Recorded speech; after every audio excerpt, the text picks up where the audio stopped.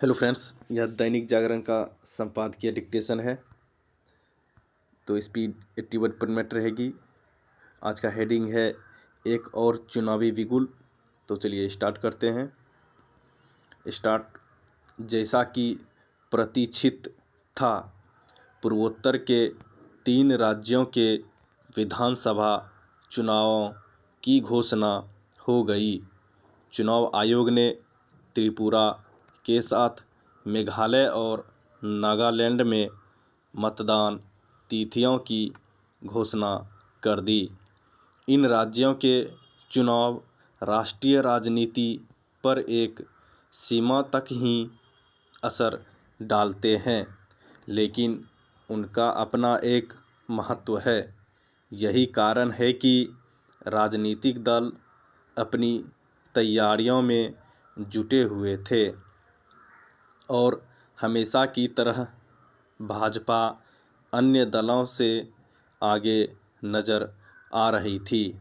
हाल ही में संपन्न उसकी राष्ट्रीय कार्यकारिणी की बैठक में पार्टी अध्यक्ष जेपी नड्डा यह घोषणा कर चुके हैं कि भाजपा को इस वर्ष होने वाले सभी राज्यों के विधानसभा चुनाव जीतने हैं। स्पष्ट है कि उनके सामने अपनी इस घोषणा को नतीजों में बदलने की चुनौती होगी। इस चुनौती के बीच इसकी अनदेखी नहीं की जा सकती कि भाजपा अपनी चुनावी तैयारियों को लेकर जिस तरह तत्पर रहती है और एक राज्य में चुनाव खत्म होते ही दूसरे राज्यों में सक्रिय हो जाती है, उसका अन्य दलों में अभाव दिखता है।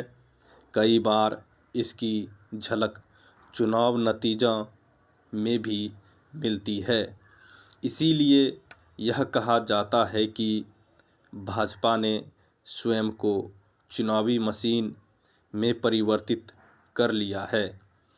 अन्य दल इसकी शिकायत तो करते हैं, लेकिन अपनी चुनावी तैयारियों को लेकर शिथिलता बरतते हैं।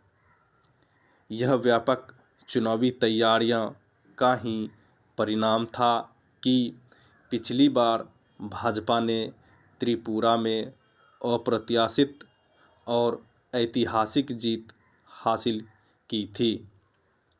उसने यहाँ शून्य से शिखर तक की यात्रा कर विपक्षी राजनीतिक दलों को चौंकाया था। इस बार उसके सामने सत्ता बचाने की चुनौती होगी। यह चुनौती इसलिए बढ़ी हुई दिखती है क्योंकि माकपा और कांग्रेस ने हाथ मिला लिया है। भाजपा ने सत्ता विरोधी रुझान से निपटने के लिए वहाँ नेतृत्व परिवर्तन किया है।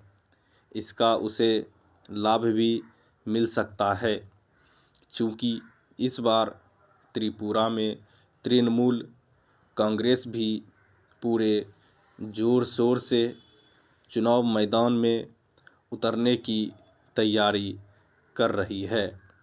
इसीलिए देखना है कि मुख्य मुकाबला किसके बीच होता है। त्रिपुरा के विपरीत मेघालय और नागालैंड में भाजपा सहयोगी दलों के साथ सत्ता में है।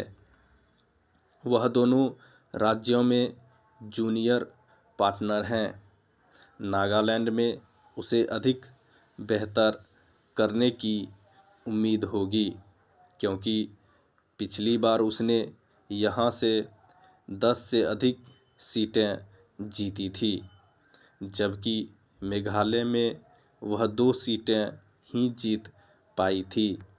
जहाँ नागालैंड में सत्तारूढ़ दलों ने मिलकर चुनाव लड़ने का फैसला किया है, वहीं मेघालय में अलग अलग चुनाव लड़ने की रणनीति अपनाई है। कहना कठिन है कि यह उनके लिए लाभकारी होगा या नहीं, लेकिन इस स्थिति में भाजपा के पास अपनी सीटों की संख्या बढ़ाने का अवसर है। जो भी हो, देखना यह भी है कि एक समय त्रिपुरा, मेघालय और नागालैंड में असर रखने वाली कांग्रेस अपनी स्थिति मजबूत कर पाती है या नहीं।